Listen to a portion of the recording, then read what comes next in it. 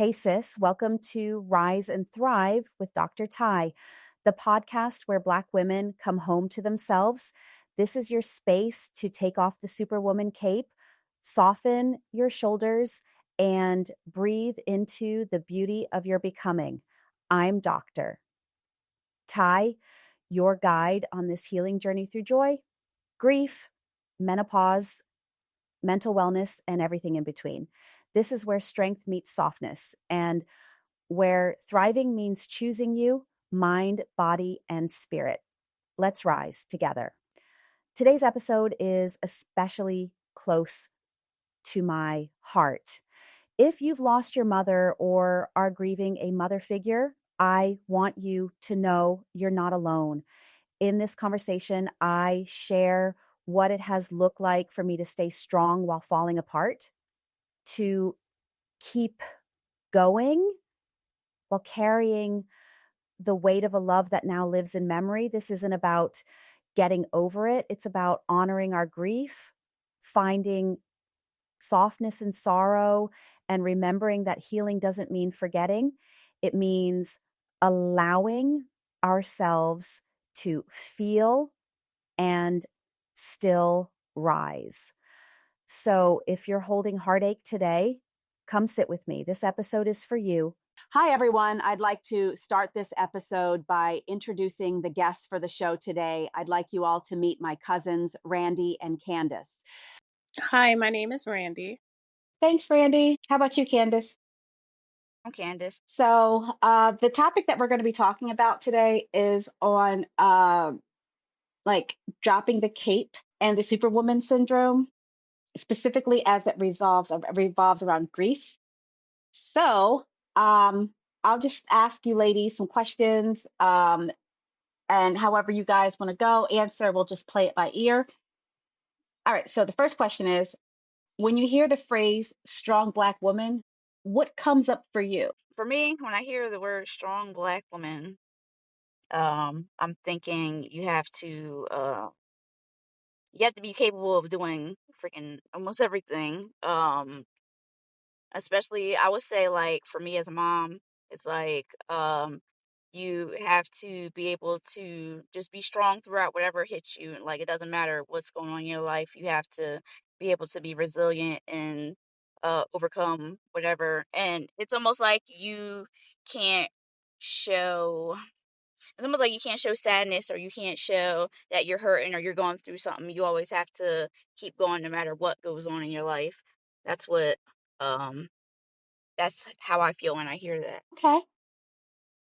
How about you, Randy? To me, it's never stopping. When we as Black women continue to go and go and go, it doesn't matter what happened 5 minutes ago. We still have to put on the face and continue to move forward. We don't have time to take time for ourselves to reflect on what happened, because we're moms, we're caregivers. We're at sometimes, even if in a marriage, we're the husband as well.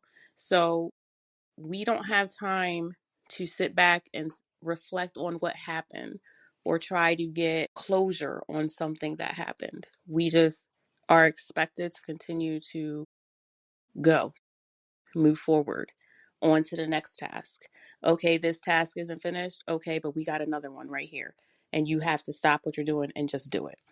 So, how has that image of the strong Black woman influenced how you've experienced or expressed grief? For me, sometimes grief has been put on the back burner, and it it will creep up on you in ways that you don't even expect.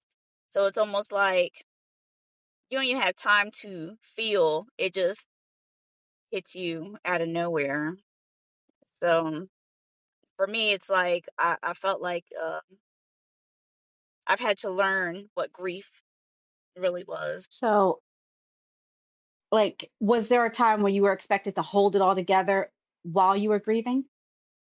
Yeah, as a mother, I have to keep going and show up as a parent, and especially I wouldn't say, in my perspective, is being a single mom. and being the one that always has to do everything for your child. So it's like grief had to be put on the back burner to make sure I show up for my child, be there for my child, make sure he's taken care of, make sure, you know, he has whatever he needs. And it's like grief had to take the back burner. And it was like when I hit the point of exhaustion was when grief showed up. Hmm. Um, so what did it feel like when it showed up for you? When grief shows up, what does it feel like? It feels like to me it feels like I can't, I'm out of energy, I can't do anything. I don't want to move, I don't want to do anything, and it's like I have to push myself to uh move forward. Hmm. What about you, Randy? I could say the simplest tasks that you would do every day. I literally had to have mental conversations with myself to do it. It's something as simple as taking a shower. When grief hits, you don't want to do anything. You just want to be there in that moment, remembering those that you lost. And you know that you have to go to work. You know that you have to shower. You know that you have to take care of the kids. You know you have to cook. But at that moment, you can't do anything. You're stuck. Hmm. And that is one of, I mean, it's great. It's wonderful to remember your loved ones. But when the grief hits you and you're in that stage of being stuck, it's one of the worst things you can ever imagine. So the reason that I asked the ladies on today, well, for my cousins, as you all know, I lost my auntie, um, and my sister within 6 months. So the auntie that I'm specifically talking about is Randy's mom, and Candace's mother passed away in 2019, the same year that my mother passed away. So the three of us have lived together. We've not lived together physically, but had to help each other through the grief and the loss that we've all experienced together. Um, so, I hate to interrupt, but at one time, didn't we all live in the same space? I think. well, I know that you guys lived with us at 1483, but Candace wasn't there. Hmm. Candace wasn't there at 1483. Candace was over in what was that called? The Village? I don't remember the name of the place, Yeah. but Okay. yeah. Yeah. I know what you're talking about. So when grief shows up, um, like how does it show up in your body? Randy, you mentioned that sometimes you don't feel like showering. Like for me, I shower because, excuse me, I allow myself to cry in the shower because the water just washes everything away. Plus, that I can get hysterically loud if I need to. Um, but I don't feel as bad because I'm able to get that shower in, and I feel like I'm washing the tears away. So, how does it show up in your bodies? For me, it was like a 50-pound weight was put on me. I couldn't move. It was hard to breathe. Um, I didn't want to think. And I came to a point where I did not want the weight lifted off of me. Yeah. Yeah. How about you, Candace? How does it express itself in your body? It's exhaustion. It's like I'm tired. I get physically tired when I feel grief, and I don't want to get out of the bed. I don't want to. I'll get up and shower, but don't I don't want to cook. I don't want to clean. I don't want to organize. I don't want to do anything. And then it's like I might start a task and I won't complete it because then the memories will start coming back, and then I'm just like I can't, like right now it's just I'm not going to do this. I So, do want to give a PSA. I do want to let people know that even though I did not want to shower and I had to have the conversation with myself to shower, I showered. It was a protest mentally, but I That's a showered. real thing though. That's definitely a real thing with grief. that you don't want to feel like getting up and even doing that minimal thing. Yeah, it's I'll be quite honest with you. Yeah. I think that getting in a shower just was my way of just, and it started when Shelton passed away. Like I was like, you know what? No one's gonna hear me crying if I'm in the shower. And I was here all by myself, so nobody was here. Um, but no one would hear me crying if I'm in the shower. Man. Um, yeah. And last year when Nisha passed away, I remember trying to run downstairs so that no one would hear me crying. Like when I was informed that she had passed away, I made it to the top step and then I fell out. Mm, Um, so it's like you were guys saying, it's heavy. When grief hits you, it's mm-hmm. heavy. Steve had to, I guess he heard, I'm not even guess, him and Amanda came running out in the hallway, like, what the heck is she doing? And Steve like forced me to get back up and come back in the room because I'm not going to front. I just I was broken. I was not expecting, I always I would joke around and say I wasn't expecting that for my 2024 bingo card. Like 2024 was just a garbage year and I thought 2025 was going to turn around. However, it started out with a bang. So the next question I have is about like asking for support. Now, for me, I know that we know my sister passed away at the beginning of the year, and I was so thankful to have Randy and Candace stand there with me while I had to give the eulogy at her service. I didn't want to do it, but I knew that I couldn't ask my niece and nephews to get up there and do it. Um, so it was something that I felt like as the honor. I felt like I had the honor, but I also had the honor of my little cousin standing by me when I delivered that speech. What are your thoughts on having like asking for support during that time when you are grieving? For me, that's hard. I would say, I'm gonna take it back to when my mom passed away. That was hard. Because I just didn't know how to say it, or how to articulate it, or what to say, or how am I even going to ask for support. And it was like almost like give you don't want to give somebody else that weight off of your shoulder. And um I didn't want to. I don't know, that was hard. That was just hard for me. I just didn't know what to do at that time. So I had to learn over the years, when other people had passed away, how to ask for support, because the time my mom passed away, that was just, I didn't even know what to do or how to do it. What about you, Ran? We go back to the strong black woman. Hmm. I didn't know how to ask for help. You don't know who to reach out to. Yes, we are aware that we do have people in our family. We are aware that we have friends, but you don't want to feel like you're burdening them, because there's going to come a point where they're just a body there. They're not understanding what's going on with you. Yeah. So, as black women, we tend to bottle everything in Hmm.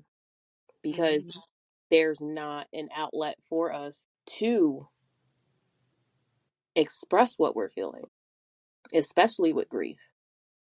Like you can sit there and tell one of your friends like, "Hey, my mom passed away." And for a week, they'll be like, "Oh, how are you doing?" I'm just checking in. I know you don't want to do anything. Did you eat? But all that fades away. Hmm. And yet again, it's just you. And there's no timeline on grief. Like, somebody can be there for a couple days, and I did experience this within my own household. Like, they're there for a couple days, and then they expect the next week for you to just be back to normal. Yeah. And you sit there and think to yourself, like, they wouldn't understand because this type of pain did not happen to them. And us being strong black women, when that pain does happen to them, and we know the weight of that pain. It's not us that's going to turn our back on that person. We're going to be there for that person while we're still grieving our loss. Mm-hmm. Okay. So with that strength, as us as Black women we have to be strong. We have to be strong. Do you feel like you had the ability to express your softness or your vulnerability was honored? No, not at all. I feel like with certain people, yes and no. So I remember the day that I got the call about Candace's mom, Rhonda, and I was in Jamaica with my girlfriend Ty, and Candace called me, and I I felt broken because I couldn't get on a plane and be right there. So I did the next best thing I could do. I called my aunt and uncle and said, "Could you guys go? Because Candace can't go through this alone."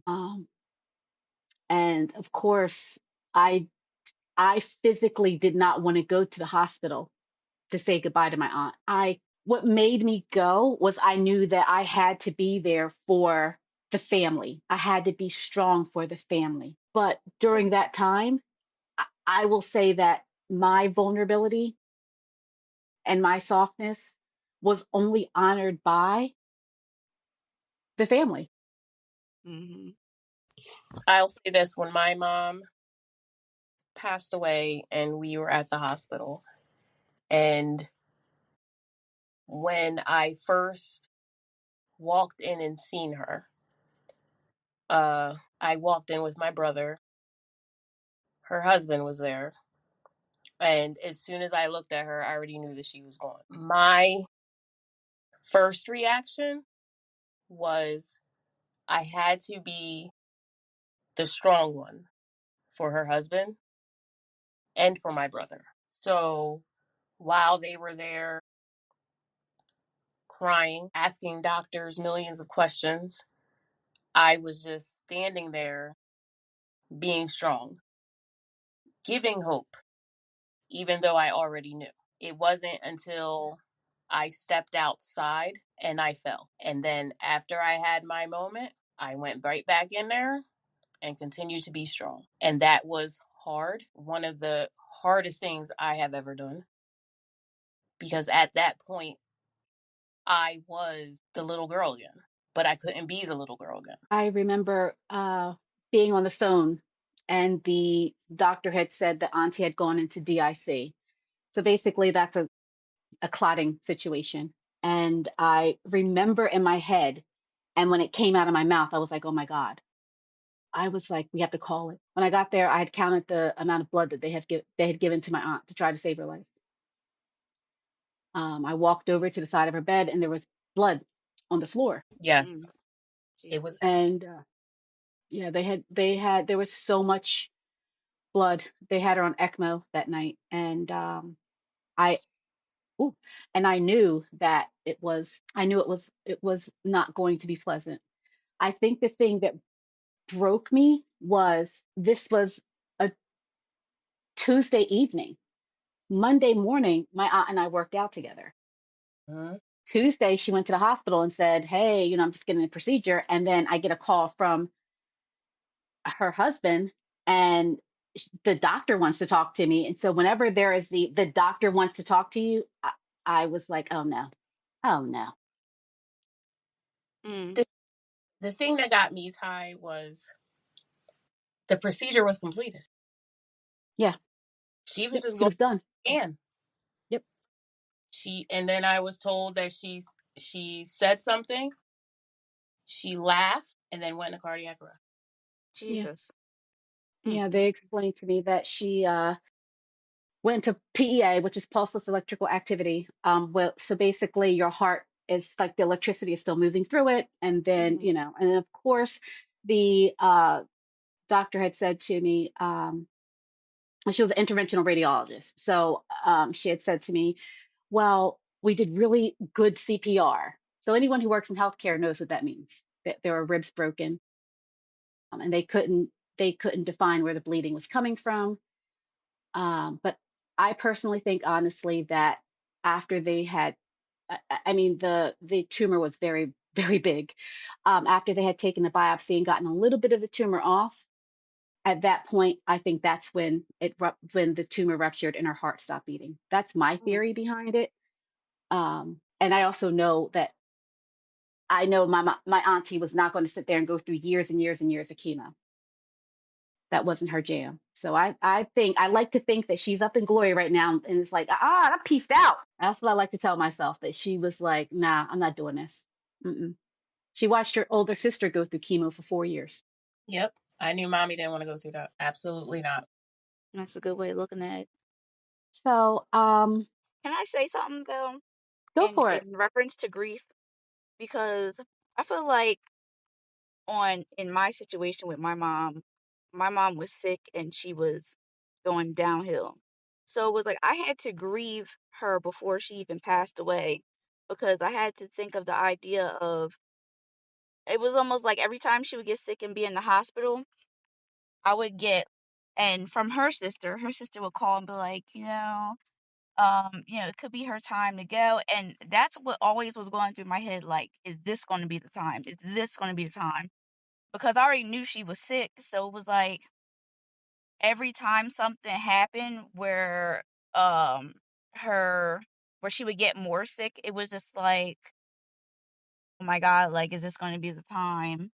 And when I got the call that I got a call saying it's probably your mom's going to probably pass away within a week.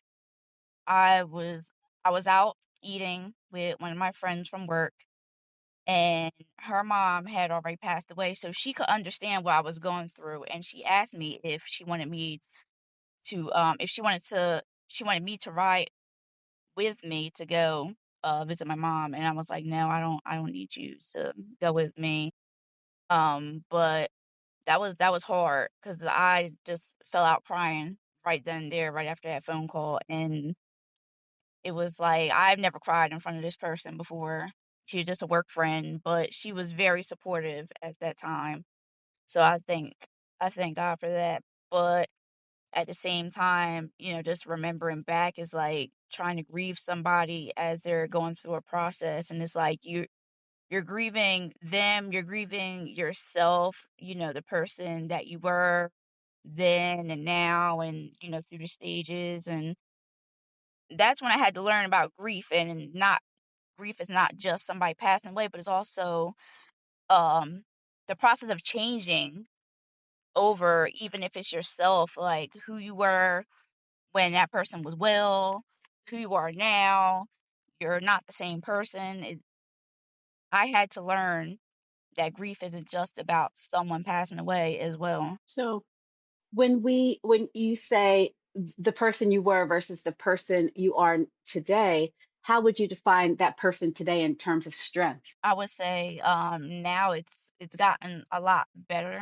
And I've learned how to handle situations better and be more supportive, or just allow people to support me as well, because then it was like, I didn't know much of anything, and it's like I'm going through a process, and it's like I don't know what to do, where to go, how to get through this. And now it's just like, oh, okay, it's a learning process, and now I know, and now I've been able to be around people who have gone through similar situations, or who know how to guide me through the process of what is transpiring in the moment. I will say that my definition of strength over time has changed in the sense that I rest. So uh, I before I went right back, literally, I went right back. It wasn't until I went back and I worked through and I worked through the grief. I just continued to push myself, and each and every day I was like, nope, nope, nope, got to keep going, got to keep going, got to keep going. With my mother passed away on a Wednesday. Thursday morning, I was still seeing clients. Friday, I saw clients. I went right back to work. My auntie passed away on a Wednesday. I went back to work on Thursday. My niece passed away on a Friday. I saw people on Monday. because I was afraid that I was going to turn into a hermit. Because after my husband passed away, I did not work for 2 weeks. And I felt, nope, I just have to keep going through it. But my sister passing away, I have learned to say to people, I'm asking for grace. I'm asking you to understand that I'm not, if I'm not here to take, if I'm not ready and I'm not strong enough to take care of myself today, there's no way I can take care of you. uh for myself, it will like ritual, something, self-care practice. I will sleep, I will rest, I will shower, I'll make a joke, my cousins will get it, I'll pull an Annie Francis. So y'all don't know, Annie Francis was our grandmother, Mm-hmm. and Annie Francis loved being in the bed. um for me, it's with what, Randy? Cup of water, Cup of what kind of water though? ice cold water, and it Ice. better. Ice cold. Mm-hmm. And you bet not sip on it when you bring it to her. Mm. I think I've learned to honor that too. And you I've better not learned. forget. It has to be filled to the rim. To the yes. So for me, the space, for me, I'm going to ask the question to you ladies. Are there any like practices or rituals or spaces that help you heal? For me, it is really pulling out my Annie Francis. And I know you guys are sick of me sending out the TikToks, but that is when I am in my Annie Francis and I am chilling.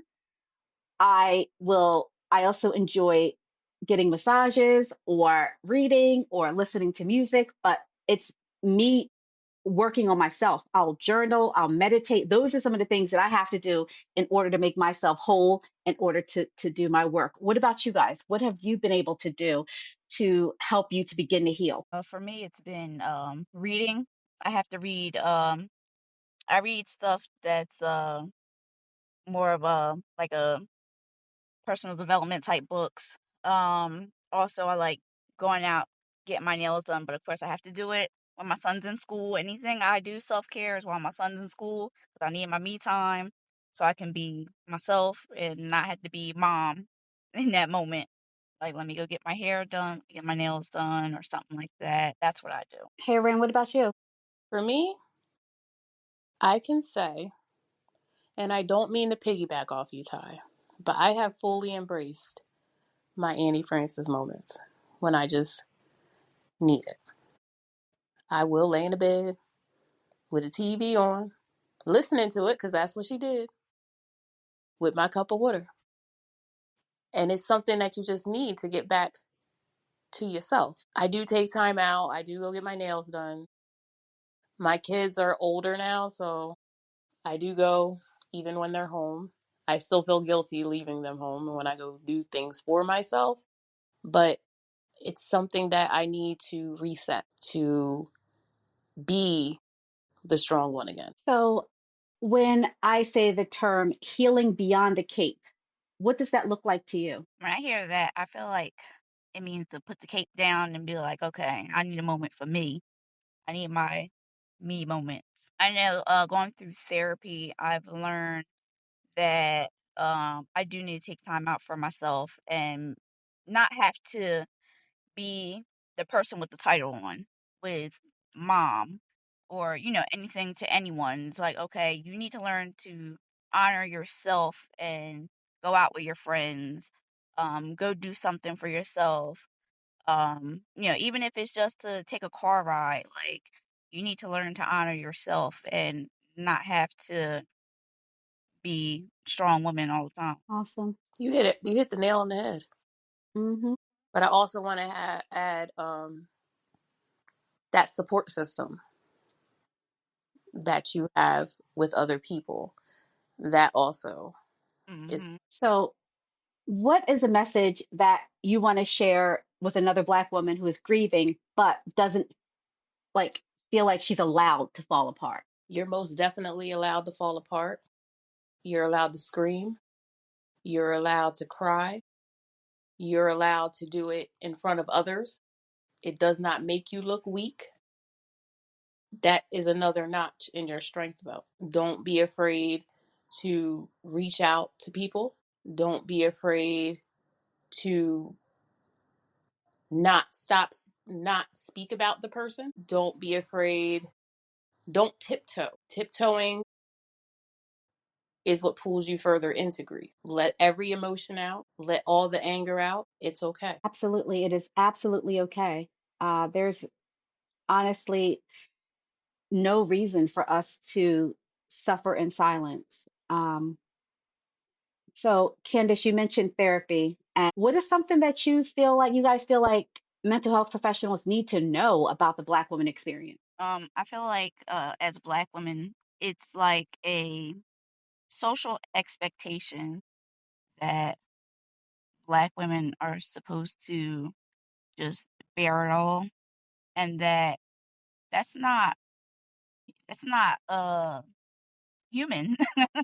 That's it's almost like you're expected to be a robot in trying to deal with emotions, and that's not realistic. Like the realistic thing is, we need to be supported. We need um to be able to express our emotions and have moments of vulnerability and not have to bear everything while going through the toughest times of your life. I agree 110%. Alrighty, everyone. Thank you so much for joining us tonight.